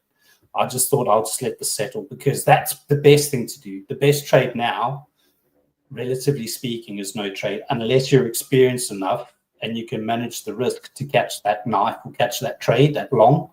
I'm generally just waiting it out now, which is when you've had kind of strong candles and it's not showing any signs of strength. It's best just to sit on your hands and wait for a sign of strength if you want a long. So yeah, that's kind of where I'm at this point. Obviously, I'm not concerned. Kind of most of my spot, I'm in a nice position, relatively in profit. Trading, still doing okay. Not really taking any big hits. So yeah, just manage your risk and just, yeah, a tweet or anything this week as well. There's going to be so much. I think there'll be shenanigans this week, so just be careful. Just as kind of a word of caution, kind of if you are trading or trying to trade this, like at the drop of a hat or click your fingers, price could just go against you quite quickly. So just manage your risk and kind of be sensible in trying to trade this as well. Don't over risk, don't over leverage. And keep an eye out for anything that you guys want that's kind of on a bargain price, if you call it that. Obviously, I have key levels that I look for, kind of one spot where I want to pick up certain coins or re-add. But yeah, for the most part, kind of the wise thing for me to do now is just wait it out, at least till tomorrow, New York Open. Pack a parachute. Yeah. Yeah, I think I'm looking at the weekly on DDT. I'm looking at the weekly on market cipher B for Bitcoin, and it's got a red dot, and it looks like that momentum wave's curling over. So I don't know. I think we come down a little more, but it's looking slightly more my bearish worthless at this point. My worthless opinion, yeah. Kind of, yeah, but also my worthless opinion would be that Bitcoin, it's basically not accumulated well enough for it to go higher. I think obviously we're not going to get the levels we want. Kind of, we could have kind of hopium levels. Oh, Bitcoin's going to get back to 70,000 and you buy a few Bitcoin or whatever it is. But like, just based on price action and based on what I'm seeing, we've had a lot of balance up against the top of the macro value area high, and we've ranged here for 6 weeks, and we've not managed to break. Obviously, we have had a new all-time high, but on literally not much volume, or not an increase of volume, which shows obviously participants in the market are kind of weaning out. So kind of in those type of circumstances, I would think that obviously price will have to come down to kind of get the participation back, get the buyers back, and those type of things. So it's good market dynamics in my it's like, it's not an end all be all, but July 9th is the end of the 90-day pause for the tariffs. So that's something to look forward to. I mean, I know it's just news, and news isn't everything, but news does move markets, as we can see from here. I mean, it does move, but like I said, it could go anywhere. We could get a relief rally tomorrow, and we could be at all-time highs again. So I think I just saw a comment from Andrea just saying that Bitcoin's not acting like gold, or won't act like gold just yet, and that's generally the case. The dynamics of Bitcoin has to change, specifically a little bit more, kind of give it a bit more time, maybe within 2 years, maybe to 4 years, it would definitely be more kind of akin to what a gold is or a commodity is as a hedge. At this point, I think there's just general consensus on Bitcoin that it's still a risk-on asset. But obviously to some you'll get the maxis like Michael Saylor, Max Kaiser, those type that will say that yes, it is a hedge to safety. But Bitcoin, in the kind of traditional view of hedge fund managers or authorized participants in ETFs and those type of things, they still kind of don't see it as kind of that hedge just yet, although it will get there. Just maybe I would say kind of maybe 2 to 4 years. I would say Bitcoin would definitely be more of a hedged asset or kind of a risk off kind of hedge to safety fight. Obviously, kind of the maxis want that, and that's kind of what we would want it to be, but it's just not there yet. All right, DTT, we appreciate it, brother. We got to move on. We got a lot going on. We got a lot of things to talk about, which leads to all this market dump and all this stuff. Bitcoin dropping does surround, whether you're talking about the war, what Trump's doing, what are you talking about, whale movement, market manipulation, all that stuff. What's really good, because that stuff's FUD, that stuff's a little negative, but what's really good is what's happened in the United States of America, which is a lot of legislation coming around the corner that is favorable for crypto, which once again, being in a leadership position which I love when America's in a leadership position relative to good things, right? Good things, such as crypto legislation. So one of the things that, of course, has been out there and we've been talking about, a lot of channels been talking about, is the Genius Act. And as you guys know, the Senate passed the Genius Act, but the House has to, there's a DDT, but the House has to pass their side of the bill as well. And so this opens up a can of conversation. Redman, you can throw in your little bits and pieces of that, because I know you and I behind the scenes were talking about whether or not the House is going to try to roll those two bills together, or if they're just going to kind of work through the Genius Act. And what's your thoughts on that, Red? Yeah. So as you guys know, they did pass the Genius Act, did pass the Senate, and so they're trying to roll this in with, and they, I mean, the Democrats are trying to roll both the Clarity Act and the Genius Act in together, and they're doing that because they want control. They want to kind of shut down Trump a little bit.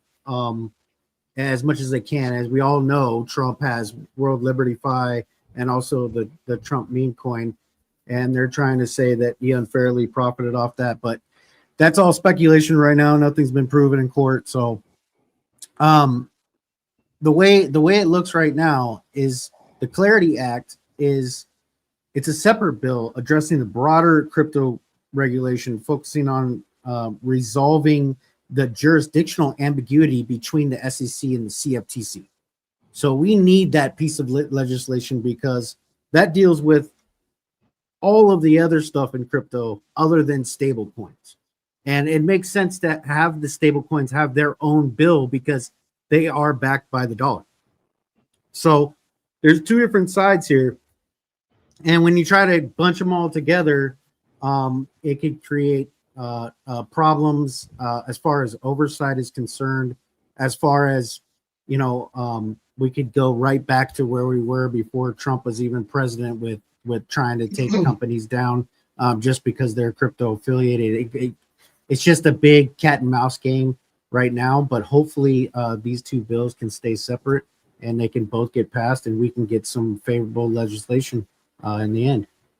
Yeah, the Clarity Act. So the CFTC would be the proper legislative authority if the Clarity Act would be passed to govern, whereas the SEC more has tokenized securities, the tokenized securities aspect of it, and the CFTC having the digital commodity side of it. And so I think that's a great separation. Back in just a year ago, Gary Gensler, there was always the conversation about, well, who's the overriding authority? Is it the CFTC or is it the SEC? And so I don't know, man. It's to me, I hope that they stay separate. Is my own personal hope. I hope that they stay separate because when the stablecoin legislation, the Genius Act, is definitely to me something totally separate that needs to be done for the stable coins. And this Clarity Act just goes down to a lot more echelons, a lot more layers of of all of the legislation that's being thrown around out there. So yeah, it's so really on June 17, 2025, the Senate passed the Genius Act, 68-30 vote, which creating the first federal regulatory framework for stable coins. That's beautiful, right? This is the crypto industry's first major legislative win, backed by $250 million in industry lobbying during the 2024 election cycle. And so we kind of know that that's out there. So right now, it's up in the air. The House is working on it. Trump goes out there and says, yes, pass the doggone thing. Let's get this part of it done. Of course, the House is going to do what the House is going to do. And some of the people in the House want to roll up this Clarity Act with the Genius Act. We'll see. Time will tell. We'll see what happens. But with this legislation, there's so many states that are getting involved with writing their own legislation. And also, as we all know, the ETFs are just pouring in money. The ETF inflows just hit 128,000 Bitcoin. And that was in the last 30 days, the largest institutional accumulation since early 2024. That is amazing. I mean, and that's why I believe, and this is just my worthless opinion, I believe this price is so manipulated low. $100,000. I mean, when we're talking about this kind of purchasing, these ETFs were not here a year ago. And you're talking about 128,000 Bitcoin. It's like, with all that injection, I just don't understand. I follow in the cycles. Yes, from that standpoint, I understand. But that all that new money coming in, and remember, I'm a big proponent of our last peak of market capitalization in 2021. At the peak was 3 trillion, and we're only at what 3.1, 3.2 trillion right now. So we've barely moved the needle, and most of that movement was in Bitcoin. So it wasn't in the altcoins. So I really, and don't anyone go out and make their own decisions on this advice. This is like my own investment thesis, how I'm looking at my own investments. I'm really a big believer in that this is the market cap has to double from here. So there's people out there smarter than I am that are plugged into this more than I am that are calling for 7, 8, 9, 10 trillion market cap. I'm just looking at from a common sense standpoint, saying there's a lot of injection of new money over this last year, a lot of adoption, a lot of legislation. It's almost impossible for it not to the market cap continue to balloon up. But time will tell. Time will tell. But as we relate to some of the other legislations that's down in the mix here, Wyoming just created their own state, are trying to create their own state stable coin. So Wyoming stable coin, stable token commission, shortlisted Aptos and SEI for its stable coin pilot, aiming to launch a state-backed digital dollar. Aptos scored highest among 10 blockchains, and the ticker for that state-backed stable coin for Wyoming is WYST.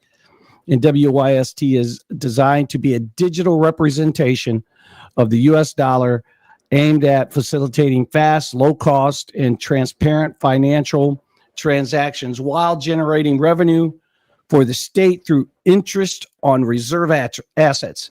It's intended for everyday consumer payments, such as buying goods and services, and to strengthen Wyoming's leadership in the blockchain innovation.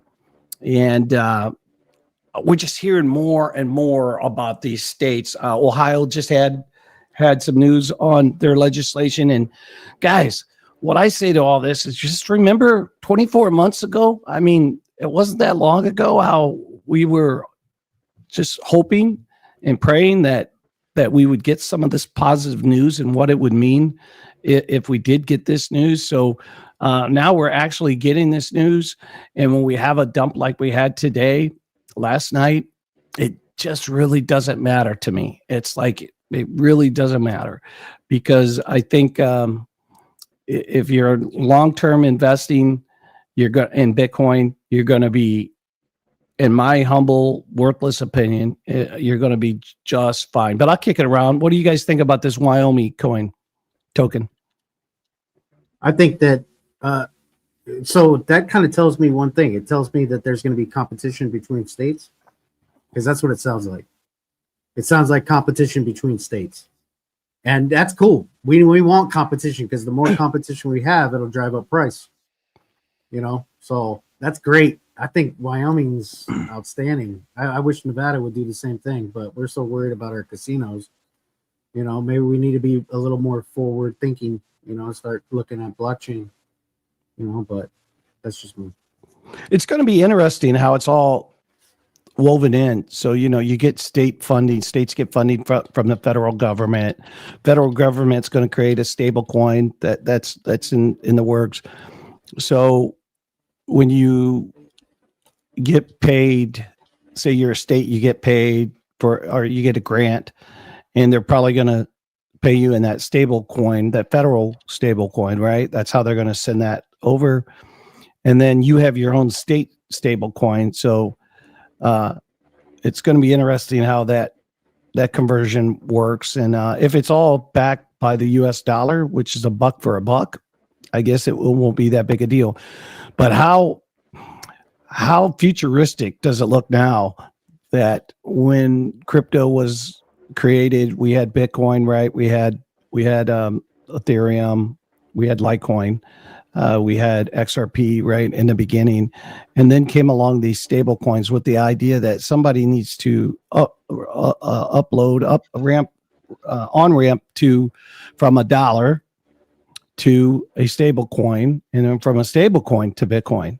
And in the beginning days, as we all know, that wasn't there. So the idea, just the forethought of a stable coin, a pegged dollar stable coin, those folks, man, they are just killing it. What an idea. What an idea in the vacuum and void of blockchain that nobody thought about that except there was USDT, right, and a few others. So now Really, did you know that Greg Abbott just signed into law the Bitcoin Strategic Reserve Bill for Texas?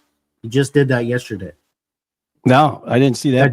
That just happened yesterday. They now have it. It is law in Texas. They will be buying Bitcoin. There you go, Jimmy. Right. Texas leading the pack again. Hot Wheels is good for something, at least. You guys don't like him down there? Hot Wheels.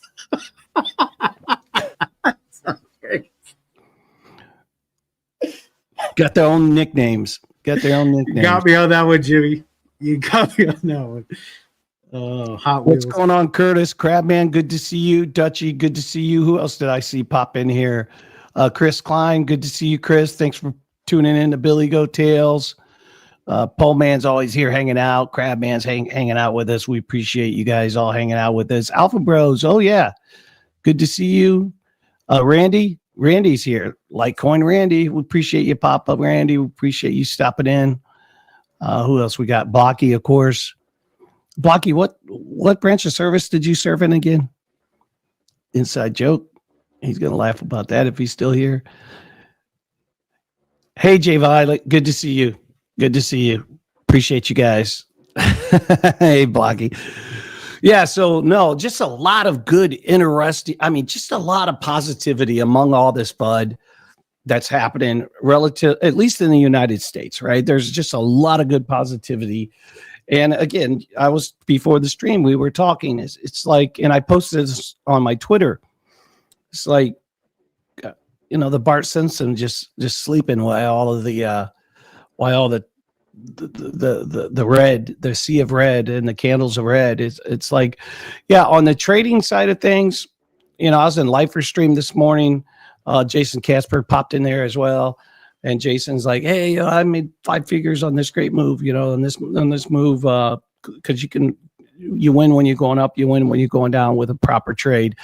And there's people in Lifer Stream this morning that was talking about just how much they did with this move downward, because when you can start seeing the momentum of this, like Darren was pointing out, the money flow on the small time frames in the beginning, and of course the RSI, and you look at all that, and you really could have made a lot of money. I was sleeping. I do have one trade open. It's been open. I think I brought it up last Sunday. It's a long gold trade, and that thing was in the red for the last week, right? It was gold kind of backed down a little bit. It's a PAX gold trade, but I held it through, and it went from being down to being up, and I'm going to keep it open. And I just really believe, my own personal opinion, that gold is probably going to hit that $4,000 mark, and I believe that. What's this? Dutchy says everything going Polka dot, yeah. Dutchy knows, I'm big. Dot's been good to me only from the standpoint, kind of like Adam's been okay for me too. The reason is they're staked, and I'm making a ton of dot. Now, of course, the price has got to go up for us to ultimately say we're winning, but the staking platform for those two coins haven't been that bad. So the pain hasn't been as great as it would seem. I do own quite a bit of Gala, not close to what Jimmy owns, and I'm really not staking. I'm not doing anything with my Gala. Jimmy, you got yours plugged in, working for you though, right? You got all kinds of stuff going on the Gala side, right? Yeah, no, I mean, I've got some on hold and I've got some in NFTs, but it's just sitting there. Yeah, but I mean, you use the ecosystem. You created all that popcorn, and yeah. And most of the stuff that I'm doing revolves around the film token. But if you've got Gala, I mean, you can buy the NFTs. You can, do the things you need to do to maintain the node and have it paying out, a decent amount. Yeah. Yeah. Amen to that. Wow. I cannot believe we only have 9.5 minutes left. It just seems like this show has went super, super fast. So what else do we got up? Let's hit the Dave. Let's hit the Pole Man giveaway.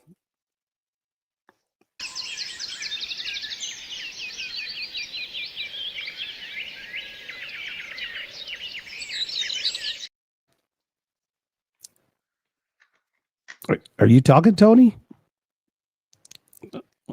You're muted. Can I hear you now? Can I hear you yet? Tony. We can't hear Tony. Tony's Tony muted. over there. Hey, it's Tony the Brick. Boom, boom, Tony's boom, gonna boom, say boom. we're gonna have some good music over here. We're gonna have great music at the foodie event. Tex-Mex, Biomex. Boom, boom, boom, boom, boom. We can't hear you, Tony, but I'll hit it. You figure out your headset problem. But so what do we got, guys? We got if you own one of our NFTs, you get put in a drawing. Who won it? Pole Man won it. What is it? It's a 3-day trip to beautiful South Carolina and a lake house that's on Lake Hartwell. Going to be with the Billy Goat Tales team. We're going to have a good time hanging out by the water, cooking up, doing some barbecue. There's also at the same time going on what they call the Fall for Greenville, which is a what? Foodie event. Foodie event. A foodie event, Taste of Greenville type of thing. We're going to go down there for a day, hang out, check out some live music. There's 3, 4, 5 different stages of country music, bluegrass music, rock and roll music. So it's just going to be a blast. And the only thing you have to do to enter into to win this each and every year is own one of our NFTs with the Easter egg on it. And if you own one of those, you get put on the wheel, we pull you. And we're going to do some other cool and exciting things with that NFT as well. We're really going to start ramping up our benefit side of the NFT. But this trip is going to be fire. We can't wait for Pole Man to come and hang out with the Billy Goat Tales team on beautiful Lake Hartwell and beautiful Greenville. Greenville is a beautiful city. So when you get down there and just check out what they got going on down in that city, you're going to love that just by itself. It's just a really, really cool city. It was voted the best place to live in America several times and finished in the top 10. I want to say at least 6 or 7 times in the top 10 best places to live in the United States, Greenville, South Carolina. So yeah, it's really, really a good time. Who else do we have? We got Wick. Wick says, what's Wick say here? Let's pull this up. What's he saying here?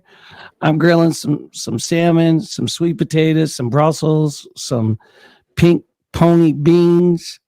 Got to keep that cooking heat outside this time of year, baby. If you can't handle the heat, you're not outside. Amen. Amen, brother. It has been hot as crap here.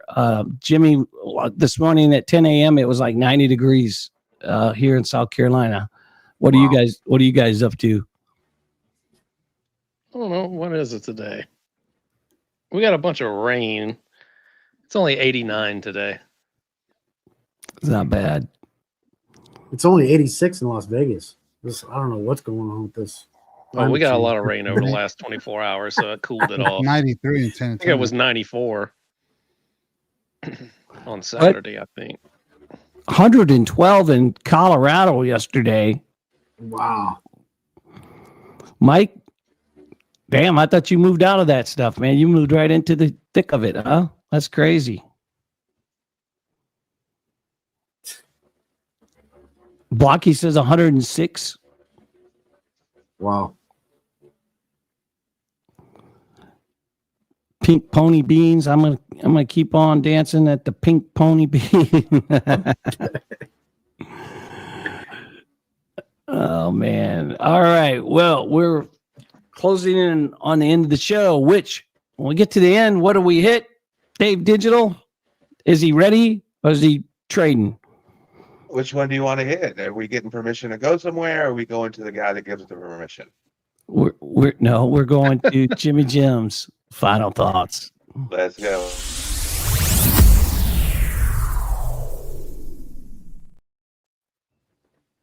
Maybe JimmyJim's final thoughts is open a club. I don't know.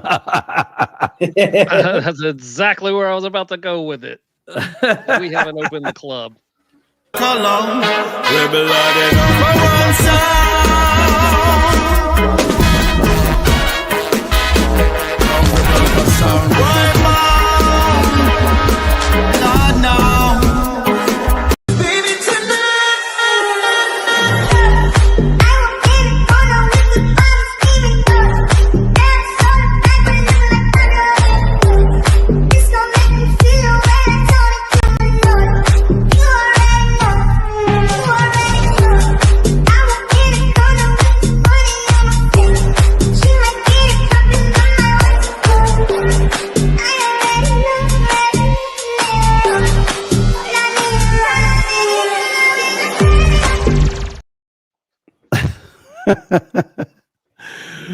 So that is always a homage to Sin City Crypto.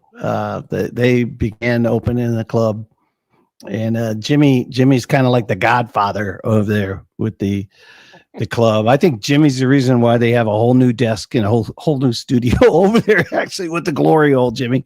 Definitely because of the desk. Glory I hole. missed that desk. Oh, the glory hole. I remember. Insert something inappropriate here, Dave Digital. Whoa, don't insert anything into the glory hole. No, I shouldn't open the can of worms up. But the reason, well, first of all, we're under Jimmy's final thoughts. So, Jimmy, what else do you got? Oh, not too much, man. I mean, we're getting ready for our second card show. It's a 2-dayer next weekend, so we're just getting geared up for that.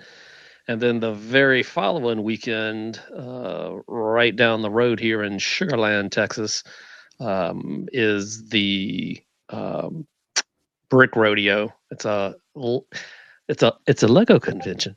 A leggy event.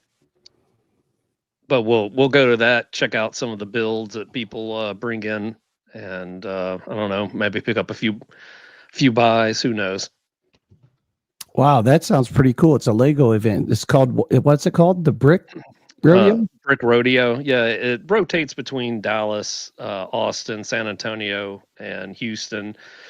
And they used to have it over at the Galleria, which is, it's just a pain to get in and out of. And they moved it, I don't know, 20 minutes, 15 minutes away down to Sugar Land at the Marriott there. So that makes getting there quick and easy. And we've got an all access pass. So, we'll be able to meet. I'm sure there'll be contestants from Lego Masters and a few different Lego master builders and stuff like that. And they have classes. They have all kinds of stuff. They teach you how to do stop motion photography with Lego. There's, of course, a whole, or I should probably say 10 different build categories that you can enter. and then they have like a marketplace, and then just like a lot of breakout sessions, kind of like the Bitcoin convention, but it's all about, building techniques and, photography and stuff like that. It's really cool event. That sounds awesome. That sounds awesome. But as DDT would say, but we want to make sure we end the stream because Jimmy Jim is actually going to be on Crypto Coin Mindset, which starts at 7 p.m. Eastern Standard Time, right here in 1 minute, less than 1 minute. So go on over to catch Keith's channel over there, because they're going to be talking about some personal financing, crypto personal financing talks, which is really great. And Keith's a good friend of the show. So I will say we only have 100 hours left, or real close, just around there, of viewing time. And then we get our memberships and emojis. So we're looking forward to that. And until then, we will see you guys next time. And don't forget, Tuesday, 9 p.m. Eastern Standard Time, we will be on Twitter X. Until then, we'll see you next time. Thanks for hanging out with us, everyone. We appreciate you.